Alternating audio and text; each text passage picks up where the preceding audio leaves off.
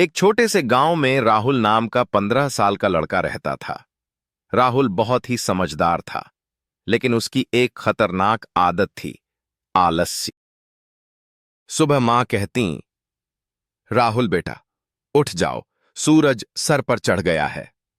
राहुल बिस्तर में करवट बदलते हुए कहता, अरे मां, 5 मिनट और। पढ़ाई, होमवर्क, खेत का काम, स्कूल की तैयारी, सब कुछ राहुल हमेशा कल पर टाल देता।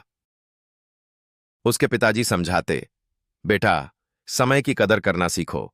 जो काम आज करोगे उसका फल कल मिलेगा। राहुल हंसते हुए कहता, अरे पिताजी, अभी तो बहुत समय है, कल कर लेंगे। एक दिन स्कूल में शिक्षक ने घोषणा की, 2 हफ्ते बाद वार्षिक परीक्षा है बच्चों।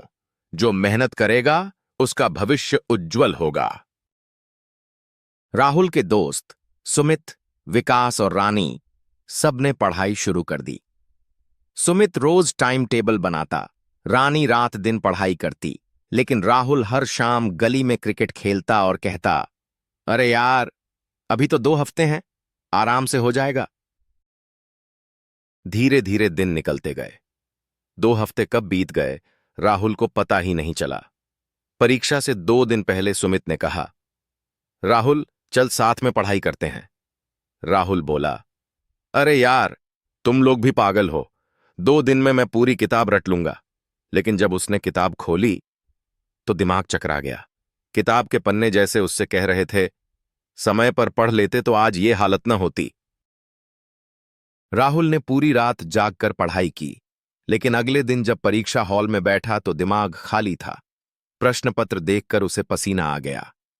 राहुल सोच रहा था, काश मैंने समय पर पढ़ाई की होती, पर अब बहुत देर हो चुकी थी।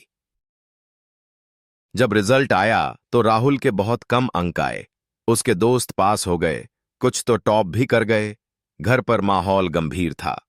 पिताजी ने गुस्से में कहा, हम तुम्हें पढ़ने भेजते हैं या खेलने? तुम्हारा भविष्य बर्बाद हो जाएगा राहुल। मां की आंखों में आंसू थे। राहुल चुपचाप खड़ा रहा।